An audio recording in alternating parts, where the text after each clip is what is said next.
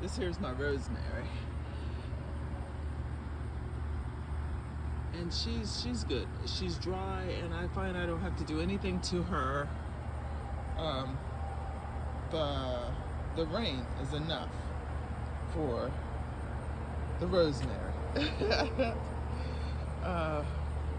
Those are just some strawberries. This here is green pepper. It got out of control in the patio, so I had to sit it out here. But that's not what we're talking about. We're talking about medicinal herbs. This here is lemongrass. Now lemongrass, I'm going to tell you this. Lemongrass is so good to help you sleep. It's a diuretic. I use it as a diuretic. Now these are just my home remedies. I use it as a diuretic when I need to get rid of some bloat. And they call it fever grass too, because when it's hot, when you give it as a hot tea, it can help to reduce fever. This here is my pitiful attempt at a sursi. My sursi, or in Jamaica they call it sursi. It's kind of pitiful. As a matter of fact, I just have resorted to just saying, okay, I'm going to bring some in from Haiti, because I actually like my sursi mature. I don't just use the leaves. You can get the leaves easy in the US, but I like the mature stems as well. So let me take you on inside of the patio. Okay, my patio is a hot mess, and I know it's a hot mess. Got all these plants everywhere, but this here is the mint. That's just the garden hose. I've got to refill the water barrel, but that's the mint. And I've been picking off the mint. The mint, I'm gonna tell you, I love to drink mint tea. It does help your body to stay alkaline. When your body has too much acid, you know, that is how disease can develop. You understand? That there is basil. And I'm going to tell you this. I feel that everyone should have rosemary, aloe. The aloe you might likely keep in your house, the aloe vera plant. Lemongrass, mint. There are some things that you can source, like garlic and things. This is thyme, but that is mainly used just for other food. All the tomato plants are just doing too much out here. I'm telling you, this one here is almost up to the roof. Oh my goodness. But let me have a seat, and then we're gonna talk. Okay, yeah, I got some onion chives down there too. That and the thyme is mostly used in the epis. The epis is like a French word, like for spice. So your epis doesn't have to be the same as my epis. You understand? But it's usually like a spice mixture that people use. Now let's get back to the asursi. When I tell you I like my asursi mature because I like to use the thick stems, you remember that bottle of herbs that I showed you guys? Sometimes people will put asursi stems, they will put moringa bark down in there, and you will make like a tincture where you will add rum or some type of liqueur to it. You understand? Usually rum. In the islands, anyway. You know, the islands is known for the rum.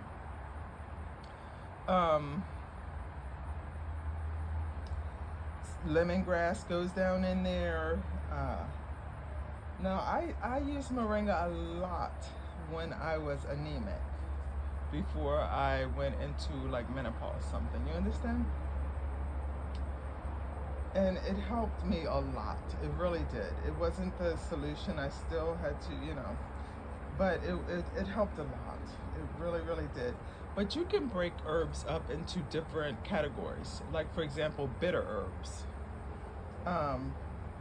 And most bitter herbs, if you don't have, say I don't have a sursi, But I find another bitter herb, it'll pretty much do the same thing. You use it for a lot of things in your blood, like if you have high blood sugar or even anemia, different things like that you will use bitter herbs for. I would say the most thing you use bitter herbs for is to detox your body. You understand?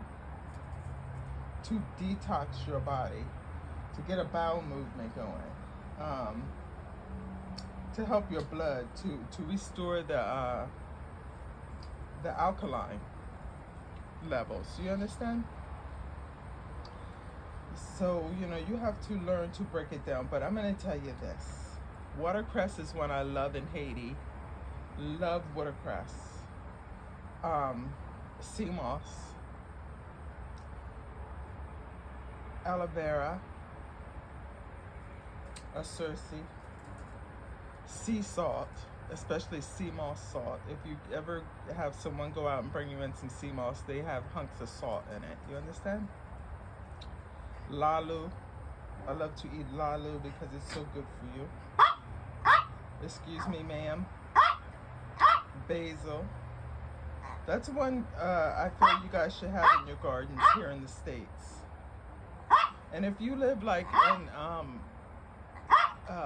South Florida, South California, areas where you can grow moringa, plant you a moringa tree. You understand? Plant you a moringa tree. Madame. Even in the South, sarsaparilla, maybe you can source that root. You're not sitting on my lap. I'm sorry. Lemongrass. You understand? Lemongrass. What's the matter? Okay. You just want some attention, but we're not going to do this today. We're not going to do this today, Mommy. No, we're not. I'm speaking and you're talking when I'm talking. You know better. Talking when I'm talking. Oh, goodness. Goodness, goodness, goodness. But I enjoy. I really, really, really enjoy my herbs.